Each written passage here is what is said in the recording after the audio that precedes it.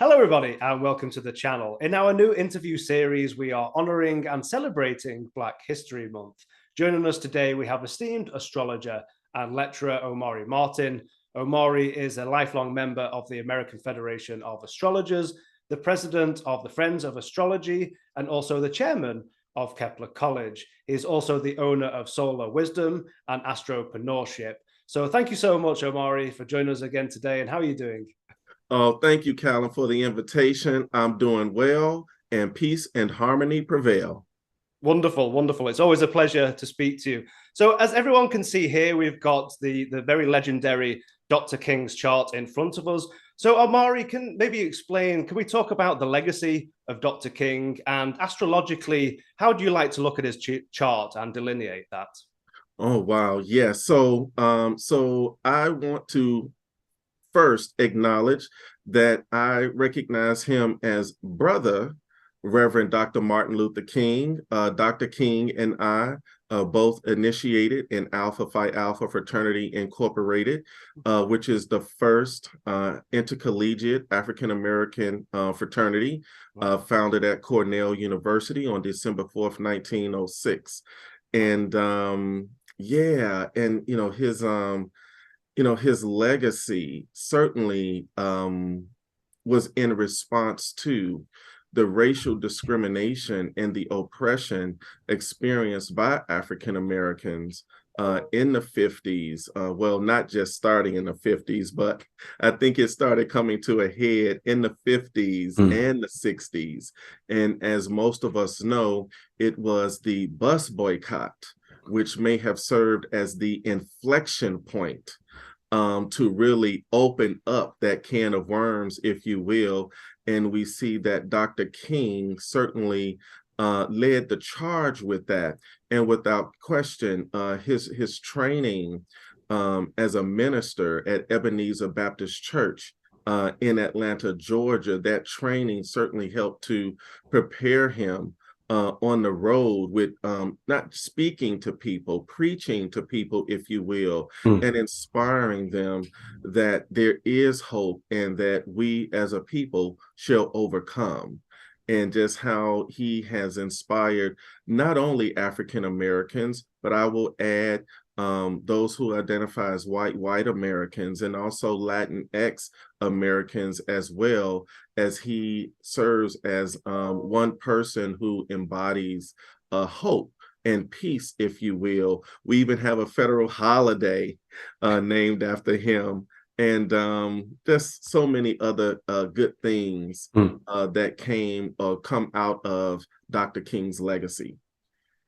What a beautiful testimony for his legacy. So in terms of delineating the chart and astrologically speaking, I think some of the keywords that I come up with when I'm thinking about Dr. King is leadership. And, where do you like to look at in the chart? What speaks to you? What stands out for you? Oh, what stands out? Okay, so I want to share with everyone, while this is the first time I'm looking at Dr. King's chart, and I love it. I like organic experiences. And when you talk about leadership, that sun at 25 degrees of Capricorn, cardinal Earth, certainly leadership. Capricorn is a cardinal sign. It's also about what administration. He was an administrator. He certainly helped to keep things in order through his leadership ability. And then there's Mercury in Aquarius. We would say most, if not all people would say, Dr. King was a most eloquent speaker, and his I Have a Dream speech on the U.S. Capitol, which this is a picture of that day and time. He was a very eloquent speaker. And when he spoke, Dr. King spoke to humanity. He spoke to how we could create and have a society to benefit all people, Jews and Gentiles, Black men and white men, which a small part from his I Have a Dream speech. So he spoke about that on the world stage at the U.S. Capitol. And that Mercury at 11 degrees of Aquarius, I think, clearly speaks to that. Yes. What else?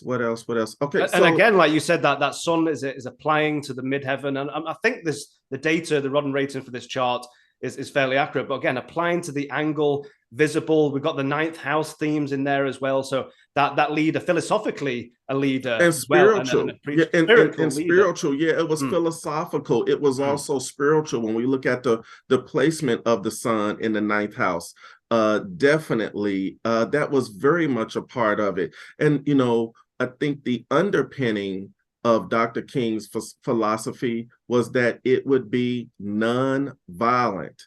A non-violent movement served as the underpinning of that philosophy.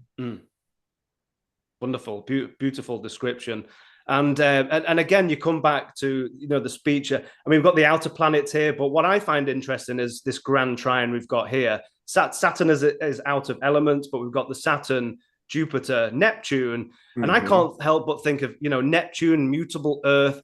I have a dream, but it's asking practicality. How do we make this Saturn? How do we make this concrete reality? And how with Jupiter, how do we expand this to the masses? So I really love that grand trine then. Again, that Jupiter, the fixed Earth, the mutable Neptune, Earth, and the Saturn in Sagittarius, sponsored by Jupiter, and that connection there. And I can't help but feel when he talked about, I have a dream, it's like, okay, you might have a dream, but how do we make this a reality? How does this become a concrete reality? And what are some of the practical details of that? And I think with that Neptune and Virgo, it's not so, how do I want to say this? It's not so colorful and so fluid, if you will. It was actually grounded a little bit.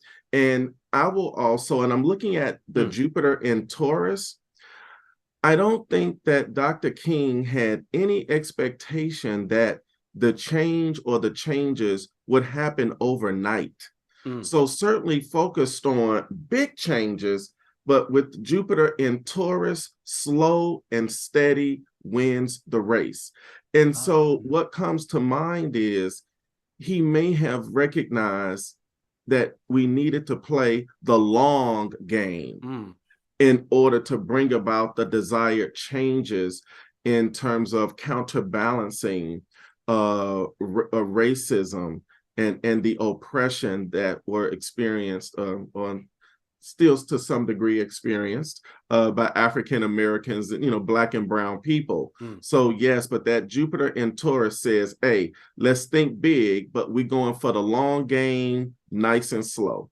I think that's a wonderful delineation. And even talking about the people, I like to come back to this moon, Venus. And I know in mundane astrology, we can look at the moon as the people, but of course, this is a natal delineation. But what I find interesting in this chart is we've got that moon in the applying T-square. We've got the applying square to Mars and to Saturn a little bit wider. But for me, it just, the words that come up is that, the 11th house, the oppression of the people, the violence against the people, the moon square Mars, and the restriction of the people, the moon square Saturn, in this quite harsh T-square. And again, 11th house moon, I'm thinking of groups of people, this mutable water that wants to be all-encompassing and loving. But again, we've got the malefics here in kind of, again, the word you come back to is oppression. And those are the kind of things that come to my mind when I look at this chart. I don't know if I'm getting too far ahead of myself, but it's these kind of key words. Yeah, and I want to add to that, Callum, with this moon in Pisces, and yes, we're looking at a natal chart,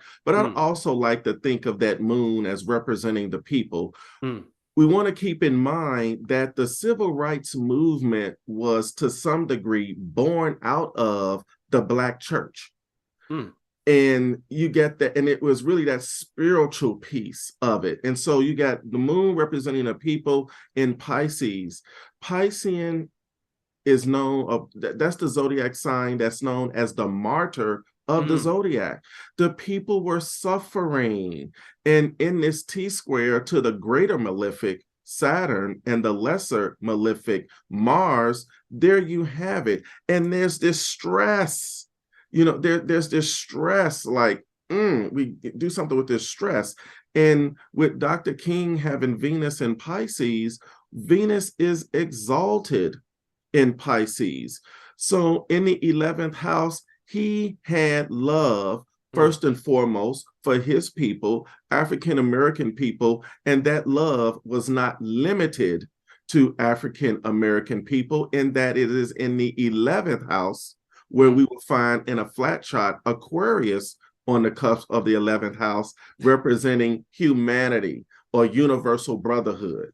I love that. What a beautiful delineation. And again, we come back to that mutable water. I just see this powerful image of Dr. King here, and it looks like literally a boundless sea of people. Yes. Mutable water, regardless of skin color, who you are, Yes. gender, sexuality, and Yes. all these different issues. And again, it's that mutable water, and again, it's just a sea of people, which I think is beautiful. And I love your description as well of the exalted Venus. And what I found interesting, and especially in one of his famous quotes where he talks about injustice anywhere is a threat to justice everywhere. Yes. We are caught in an inescapable network of mutuality, which I thought was fascinating, because when you take all these planets and you boil it down in terms of dispositor patterns, it all comes back to this mutual reception with Venus and Jupiter. So again, as you said, that exalted Venus, and we have this mutual reception with two happy planets, Jupiter and Venus, and that expansion and for the people. So I just thought it was interesting in his speeches how he terms that inescapable network of mutuality and tied to a garment of destiny. And ironically or unironically, in his chart, all the planets come down and boil down to this mutual reception, which I think is beautiful in this chart. So yeah, fascinating chart to look through. Well, thank you, Omari. I absolutely love this chart. I've looked at it for many years, and we've got one more before we move on with our discussion. So I will have to put a caveat to this one. Now, not only do we not have the time of birth, we might historically struggle with the day, but I did find what an astrologer did with his rectification, looking at solar arcs and progressions and different things. And I do like this chart, but again, there's a massive caveat here. This is I'd love to know who the astrologer was, because I'd like to credit the astrologer to this. So if anyone out there knows, or the astrologer themselves knows this, let me know so I can credit this person. But saying that, I do like this chart, but again, this is a very, very wide caveat and with a very, very large asterisk to this. But having said that, Omari, can you speak to Frederick Douglass's legacy again, and maybe some things we may be able to glean from this, this natal chart? Yes, I can. And so again, I want to start off by acknowledging Brother Frederick Douglass, who is an honorary member of Alpha Phi Alpha Fraternity Incorporated. So I address him as brother as well in that fraternal context. And looking at this chart, interestingly, Brother Douglass also has Mercury in Aquarius. He too was an outstanding orator. He made a few great speeches. And in addition to that, he started the North Star, which was a newspaper. I want to say it was the first Black newspaper published in the United States, but don't quote me on that. But I love the name as astrologers. The North Star is like the North Star. Yeah, the North Star. That's what it is. The North Star. Okay, the North Star. Thank you. And so, yeah, but there it is. That's newspaper publishing. That's a mercurial activity, communicating, writing, and it's in Aquarius. So he did that for the benefit of humanity, in particular African Americans who were enslaved at that time. And we know Frederick Douglass was an abolitionist. And you look at, he has, it's a wide trine between his natal Mercury at 6 Aquarius and his natal Mars at 16 Gemini. When you think about someone who is an abolitionist, that's someone who's willing to take up the fight, if you will, to abolish something, to get rid of something. And something that he very much wanted to see ended was the practice of slavery in the United States of America, and in particular, the South. So with this Mars in Gemini, between his great speeches and the North Star newspaper, there you have it. He spoke about abolishing slavery. That newspaper was about abolishing slavery. And at that time, lynchings were more prevalent. And he has the sun in Pisces. He put himself, and his sun is the sun conjunct Saturn. He was willing to do the hard work. He was willing to suffer for the freedom of his people. This was his work. This was his duty. So I'm willing to say that he identified with that journey and with that work as a duty. And let's see. And this is, so he was born shortly after a full moon, but is still within orb. So he felt that way as well. And I'll say on a subconscious level, he thought about the details. He thought about the plan that would be necessary to move forward to abolish slavery. And so, his Jupiter in Capricorn. So Jupiter is somewhat subdued in Capricorn in that Saturn is the dispositor, but he also wanted to do something big. But he recognized that whatever he did, no matter how big it would still be within the boundaries of what African Americans experienced at that time, which was, yes, racial discrimination, and slavery still existed at the time. And so wanted to do something big, but also recognizing the boundaries. Looking at this particular midheaven, 18 of Aquarius, yes, he made a significant contribution for the benefit of humanity, without question. Wonderful. And Venus in Aquarius, conjunct the sun, he had not only love, I'll say he had a passion for what he wanted to do and what he did do. And with Mars at 16 Gemini forming a trine to this particular midheaven, he was driven. He was driven for this to be his career, public standing. And look at what Frederick Douglass achieved. And look at all of the honors that he has received posthumously to honor him for what he did and how he did it. Remarkable.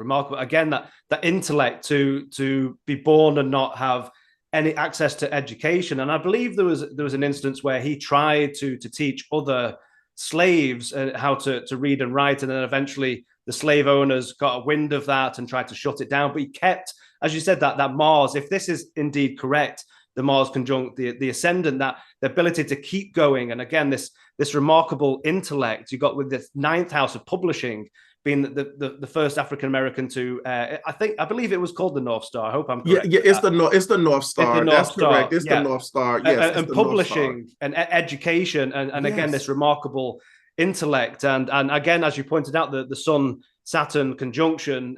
Even looking at his vitality, I love this picture. It's such a strong figure. It is, and he has this look in his eyes, and it's not a mean look, but it's a stern and yet a solemn look.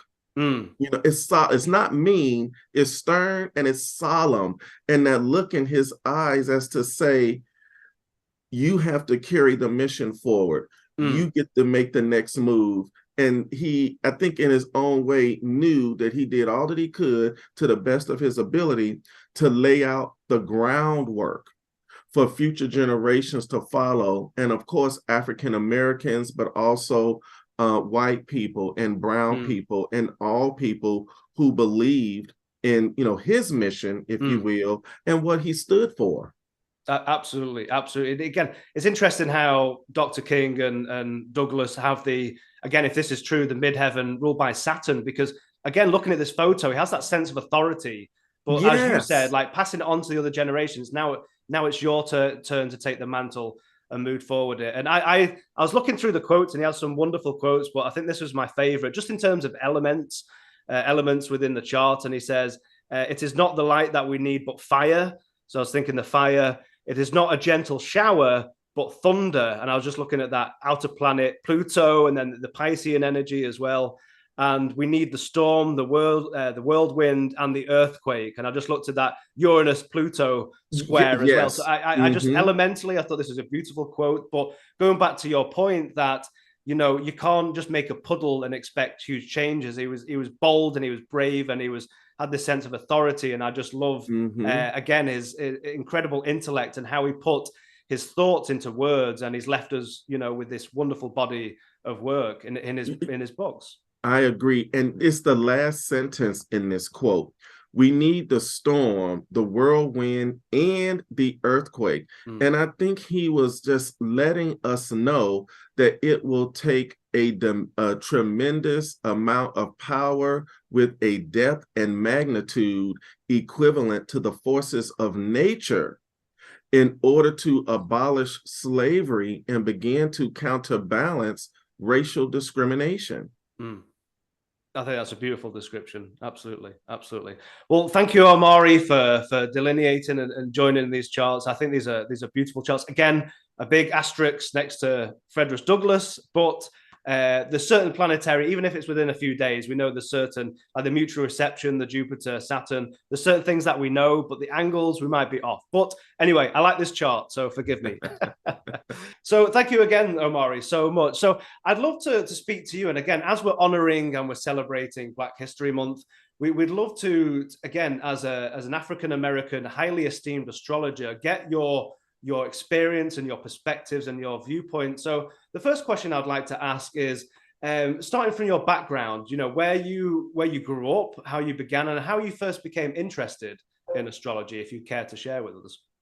Oh, would love to share with you. So I'm from Chicago, Illinois, and most of the time was in Chicago, Illinois. Part of the time was in Marietta and Powder Springs, Georgia, with Daddy's side of the family.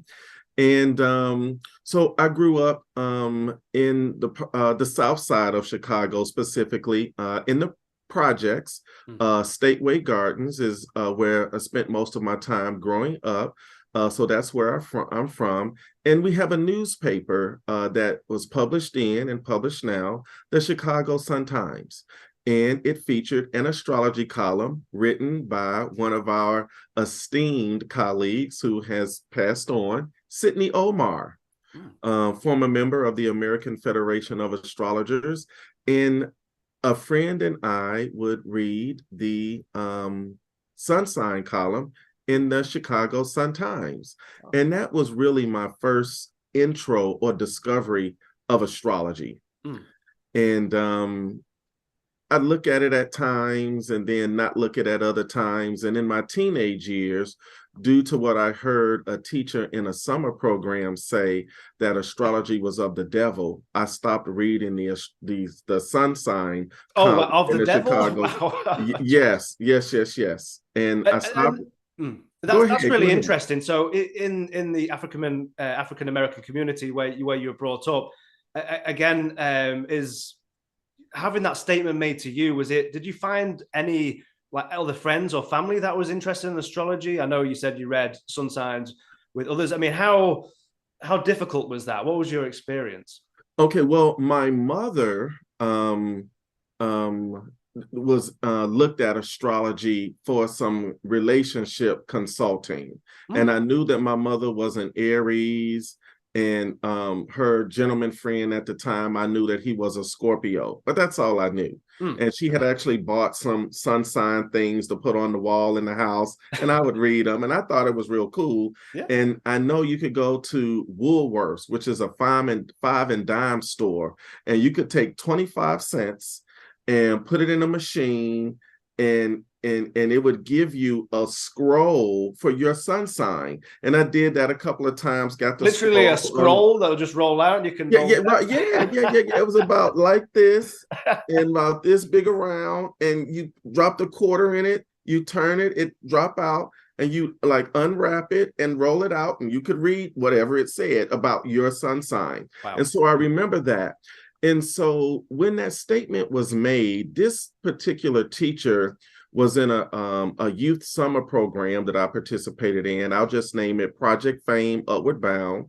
Fame was an acronym for Female and Male Excellence. And she is a PK, or preacher's kid. So her father was a pastor of his own church. Her mother was the mother of the church, and she grew up in the church. And so all of the students liked her. So when she said that, I believed it. And I didn't look at the astrology column anymore. When I got to the sun sign column, I would look up, turn the page, look back down, and go to the sports section. Oh, wow. So, and it was in my early 20s, had a few experiences that I found to be remarkable and no longer a coincidence. And I said, astrology can help answer these questions. And that's what started my interest in astrology. I borrowed 2 books from a neighbor downstairs that I never returned. I'm sorry. If you're I'm out really there, not a thief. I'm really not a thief. But I never returned the books. And those 2 books, the first one, Astrology, A Cosmic Science by Isabel Hickey.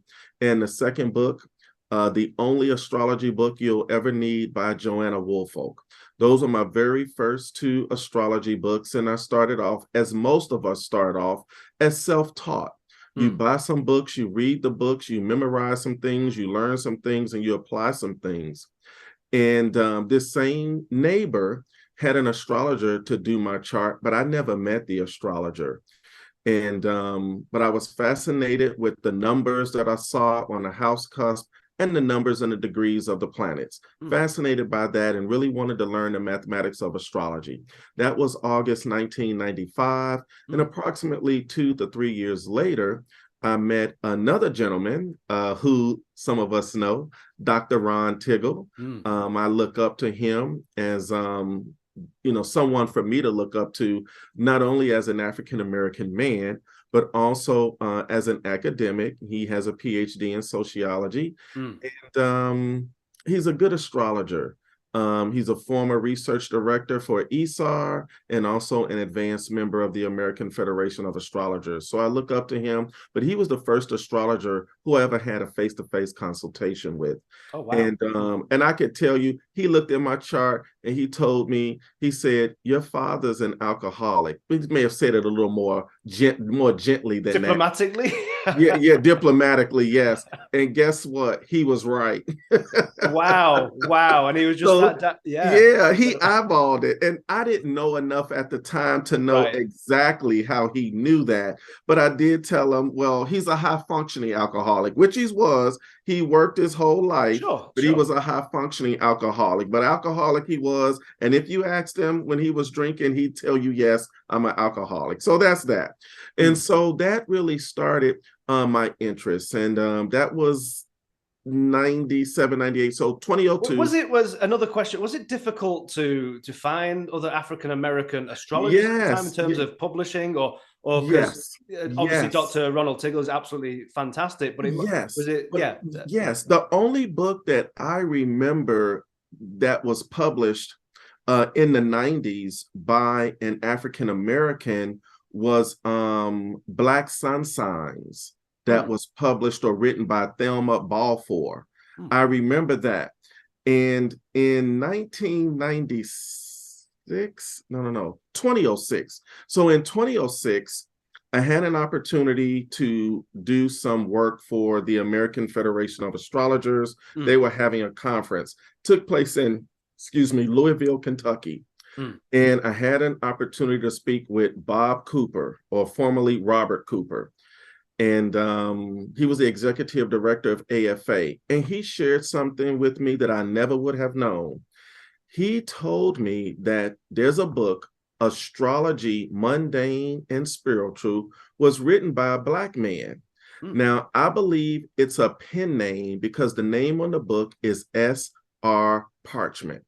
Parchment as in parchment paper. So I suspect that SR may have been Samuel Robinson or Samuel Robertson or something to that effect. And maybe due to his involvement in the Black church, he may have been a minister or reverend or something to that extent. And so he couldn't put his name on it per se.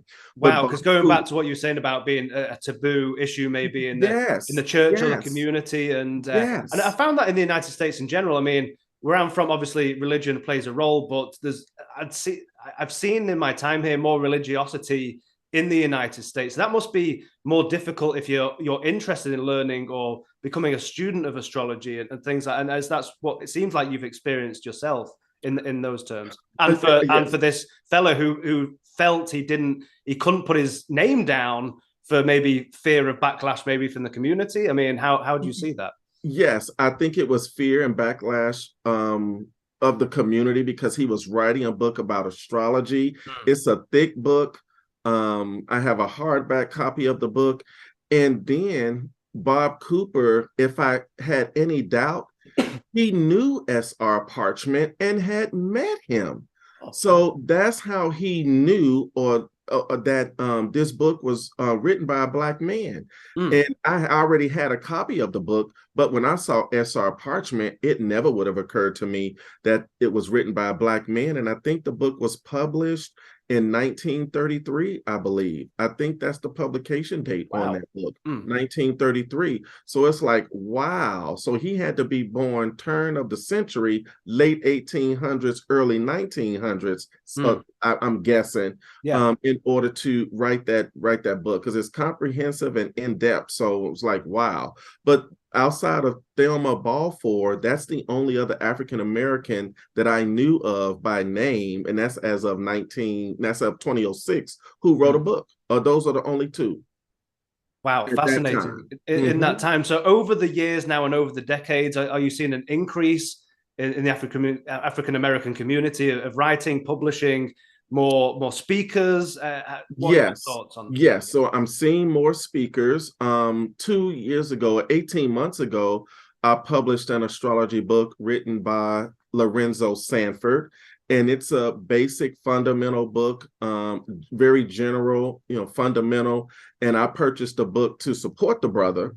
But yes, he's an African-American man. He's a professional astrologer, and he published that book. So that's another.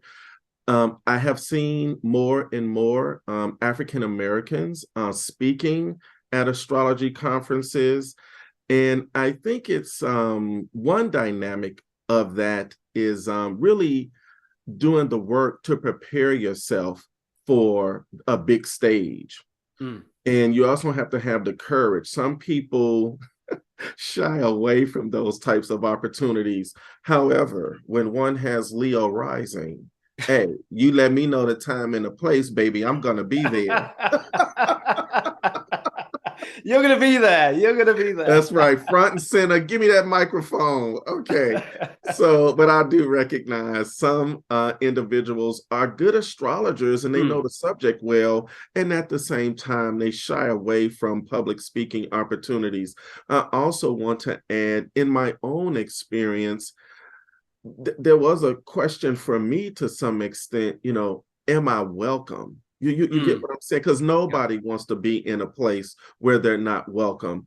And I did experience being welcomed, like in a very warm way and genuine way. And the first time I attended an astrology meeting with the Friends of Astrology based here in Chicago and founded in 1938, I sat close to the door.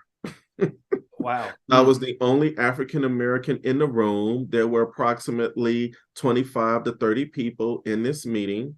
I was the only African-American and one of the youngest people in the room.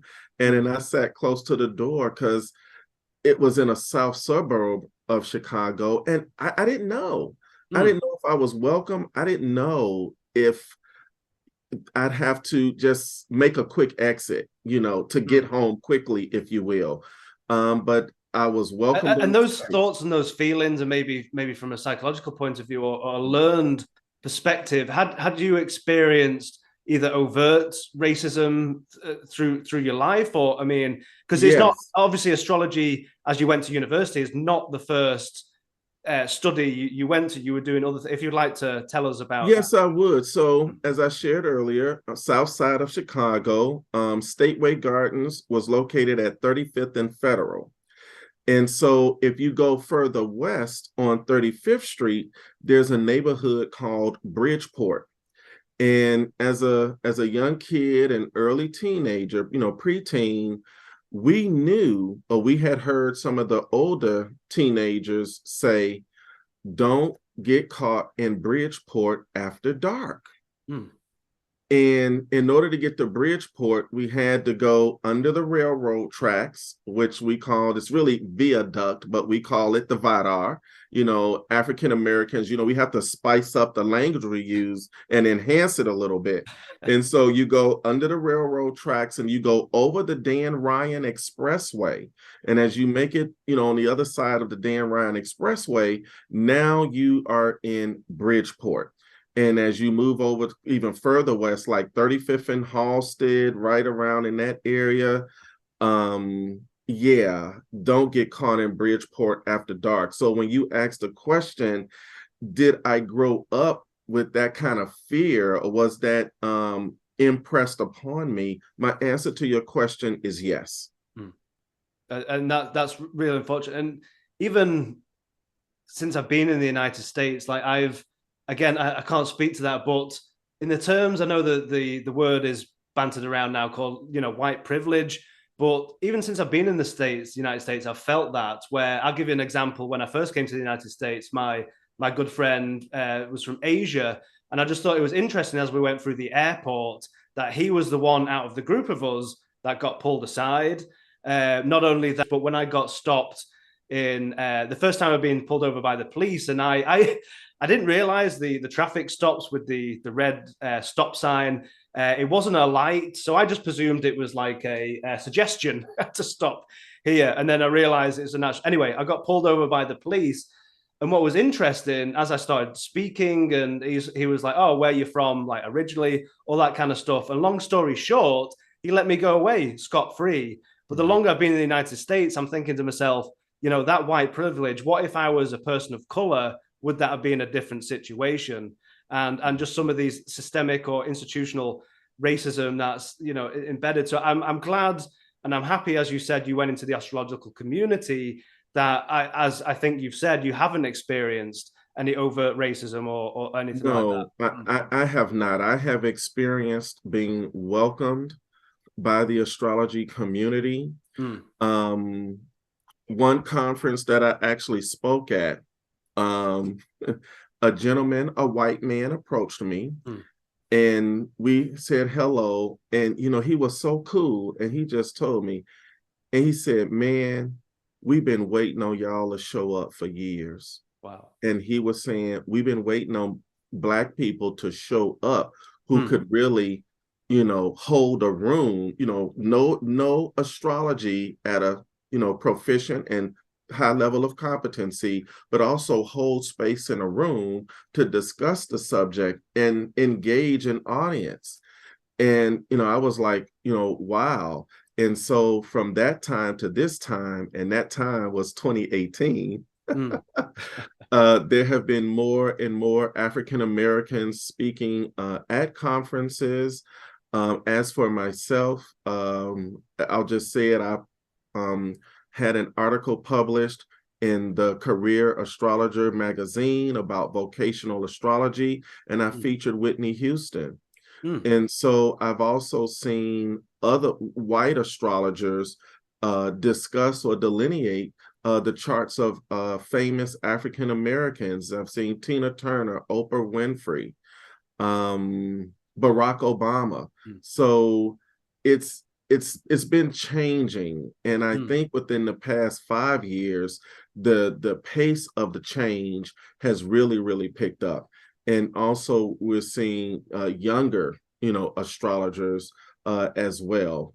That's interesting. So you think there's a generational component to this Yes, as well, as more African Americans come in? Okay. Yes, I think there's a generational component because my aunts and uncles, my parents, and of course their parents were more involved in the Black church. And we just touched on a few moments ago, I'll just say the hold, if you will, or the position against astrology that the Black church in general does maintain. And with younger generations, starting with Generation X 1965 and thereafter, Generation X, Generation Y, Generation Z, and of course, Generation Alpha.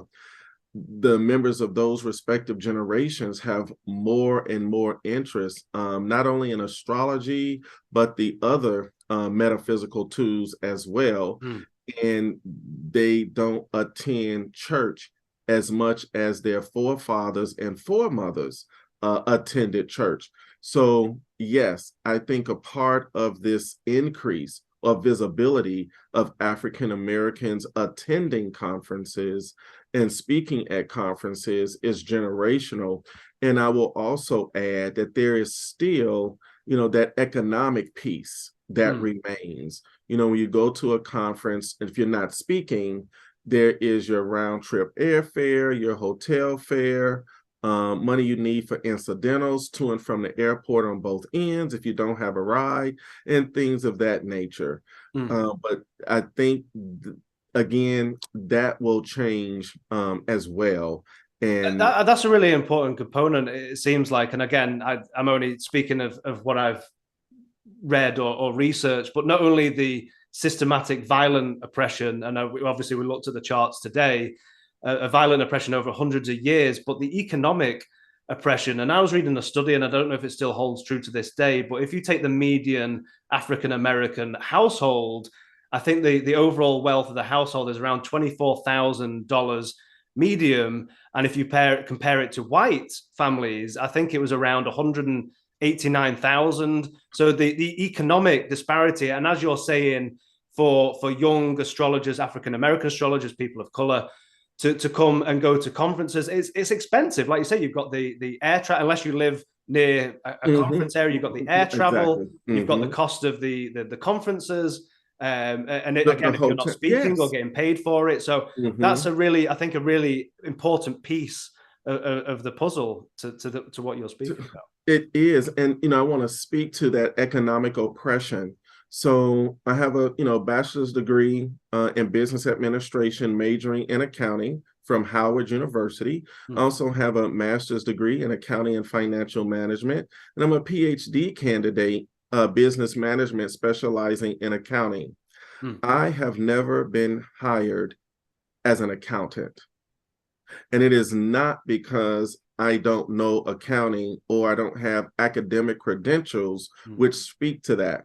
I have had an opportunity to interview for maybe one or two accounting positions, and I have applied to at least 100 from the time I was in college until today. I've never have had an opportunity to be an accountant, and I will say I could have done more to network. And again, I'm African American. I have facial hair, and I like having facial hair, by the way. It's a beautiful beard. Yeah, that's right. That's right. Exactly. And I have a hairstyle commonly referred to as locks or dreadlocks. And I have a name, Omari, which is an Afrocentric name. That is something that could, on a conscious or subconscious level, be a turnoff to a white person who is reviewing my resume or CV. And when I show up in person, I don't know, but I do have a firm command over the King's English.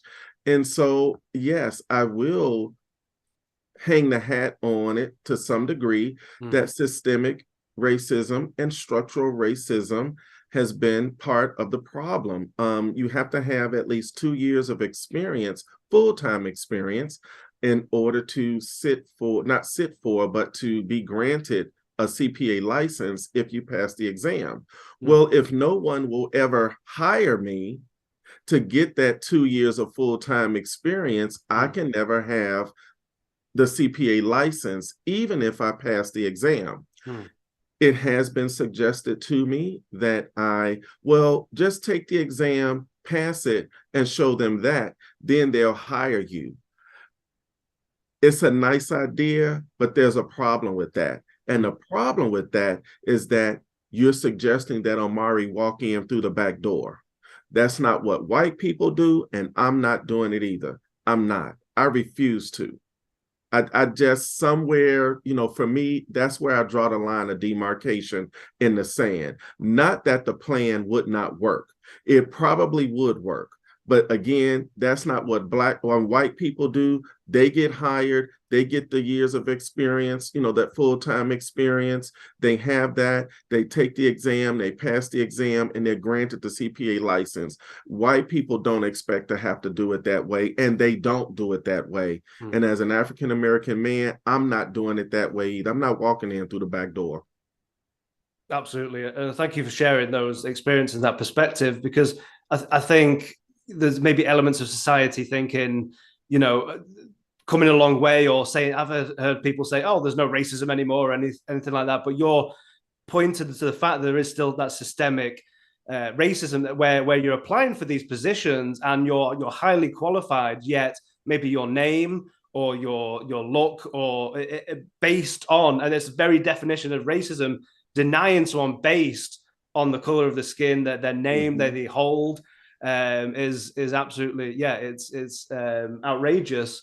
And I think that's why I love the astrology community, because if you think the beauty of looking at charts, like when you look at a chart, you don't know black, white, brown, you don't know male, female, you don't know sexual orientation, ethnicity, any of those things. You're just looking at the planetary, the raw astrological expression. And I think that's why, and I think you've said this before again about astrologers being ostracized in a sense too, and obviously not to the same degree, but having that outsider mentality, and the beauty of astrology where there is no creed, color, race, any of that, which I think is beautiful. And as we look in disgust at other elements in society that we come across, and of course in my home country, I can't speak to the American experience, but we've seen it in the UK with the overt racism within the royal family, which I believe, from my personal perspective, the whole royal institution needs an overhaul.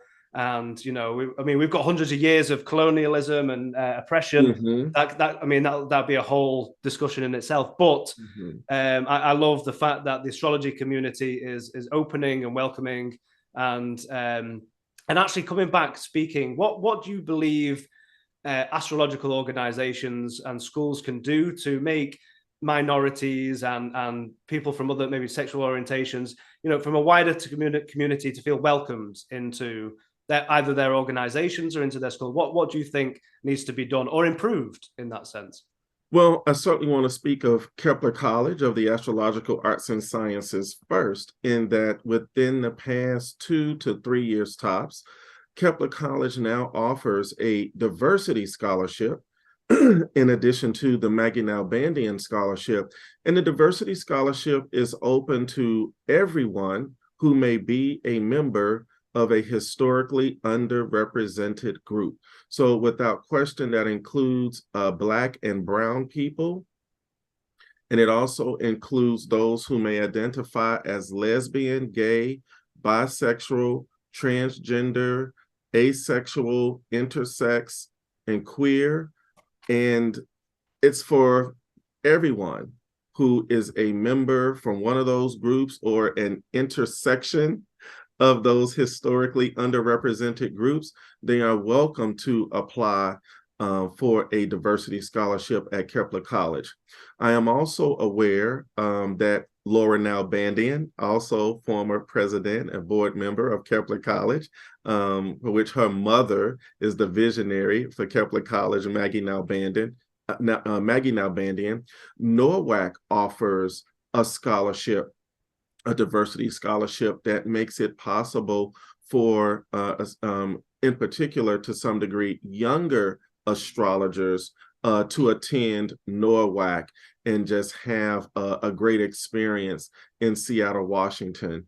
And so I think those are some of the efforts that definitely help. Even in my role as the president of the Friends of Astrology, we do position ourselves as a platform for all individuals to have their first public speaking opportunity, especially if you've never had that opportunity with a major organization. So we want to make that possible. and just really removing barriers. And I think that's really what it's about to some degree. That's a part of it, removing barriers of access to attend conferences, to get a quality education in astrology from Kepler. Yes, I'm promoting the school, everyone. Yes, why wouldn't I do that as the board chair? And so, again, removing barriers. And in addition to removing the barriers, also offering some additional support. So, for example, I'm a college professor and I teach finance and accounting classes for a local community college.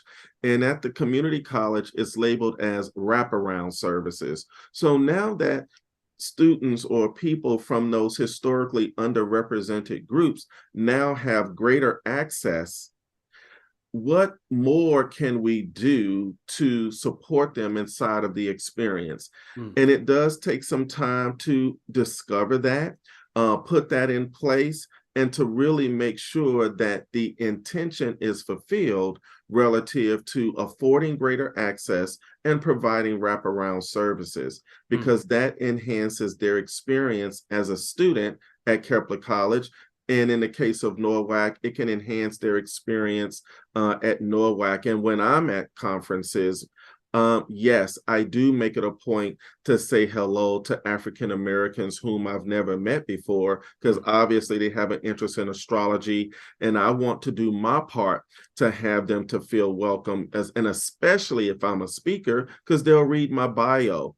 And, just want to approach them, be friendly, say hello, give them a smile.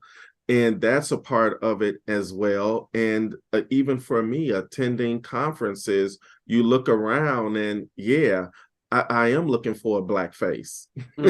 Yeah, absolutely. So speaking of which, I'd love to hear, what would your message be of inspiration and or advice for African Americans or people of color who are up and coming, maybe starting on their journey? What, through your experience and everything that you've been through as an astrologer on your astrological journey, what message of inspiration would you like to say to those watching who are maybe just starting their journey? Well, my message of inspiration would be, hey, let's bring our A game. Let's learn more. Everyone knows in the astrology community that Omari takes a stand for certification, get certified through the American Federation of Astrologers, consider certification through the Professional Astrologers Alliance. Both of those organizations have a quantitative approach, meaning you got to calculate a chart by hand in part.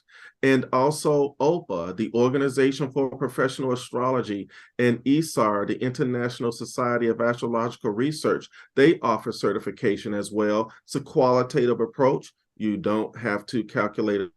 But nevertheless, bring your A game. Strive to be the very best you can be, not only as a human being, but also as a professional astrologer. And even after certification, take it on as a lifelong learning process and make it a point to give back to the astrology community, volunteering at a conference, volunteering to support us at Kepler College, so we can do even more for the community and everybody benefits. So that would be my inspirational message. And if by chance you think Omari may be able to assist you in some way, reach out to me, email, even contact me telepathically. It works. It really works. But that's my stand as well, to definitely do what I can to support other Black and brown people with establishing themselves as professional astrologers, whether they want to speak at conferences or not, whether they want to teach astrology or not. They just may want to work with clients. That's it. That's all. And that's okay. But again, that would be my comprehensive, inspirational message in the moment to all who are listening. What a beautiful and, again, inspirational message. Thank you so much. And I think you will serve as a role model for those coming up for many, many years to come, and all that you've achieved, which is absolutely fascinating and remarkable. So what are you up to today? So what's going on with Omari now? What projects are you working on now? What are you looking to in the future? What's going on with Omari? What's going on with Omari? Okay, great. So this year, busy schedule, and I will be doing some work with Nadia Shah and Synchronicity University. I'll be doing some work with Amanda Walsh and the Astrology Hub podcast. That'll be later this year. And let's see, with Nadia Shah, it's going to be vocational astrology. With Amanda Walsh and the inner circle is going to be secondary progressions and solar arcs. And I'll also be speaking at the astrology conference in Turkey. And the front person for that is Onur Doser, one of our faculty members here at KeplerCollege. So this will be my first visit to Turkey. That's on the marquee. And everyone, I need your positive thoughts and well wishes. Late May 2023, early June 2023, scheduling to defend my dissertation, and that defense is successful. That's on the marquee. And then in September is the actual graduation ceremony. And soon enough, I'll be posting more videos on my YouTube channel, Astropreneurship. So subscribe, and more videos are forthcoming. And this summer, I look forward to teaching astropreneurship at KeplerCollege. Astropreneurship is simply astrology and entrepreneurship combined. So it's basic business principles, so that those of you who are taking that on seriously, it may help you avoid some of the pitfalls that entrepreneurs make around the business part of their business, not necessarily the astrology part of their business. And in Astropreneurship Part 2 is where we cover astrology and electional astrology. So Callum, that's what a brother is up to this year, most of the stuff. So thank you. I don't know how you find enough hours in the day to do all that you do. So everybody watching, I'm going to put the link to all Omari's information, websites, YouTube channel below this video in the description. So certainly check out and go and say hello to Omari. And I hope the next time you come on, we'll be able to say Dr. Omari Martin. Yes. As you come on. And again, it's always a pleasure. And thank you so much for such a wonderful conversation and a very candid and honest conversation. And thank you for sharing your experiences. Thank you for sharing your perspectives. And again, it's always a pleasure to speak to you, Omari. So thank you so much. You're welcome, Callum, and I thank you. And be well, my fellow beard brother. Yeah. I'm a lot grayer than you. I know how to fix that. Yeah. Wonderful. Well, thank you again, Omari. All right. You're welcome, Callum. Be well, man. Bye-bye. Bye-bye, everybody. Cheers.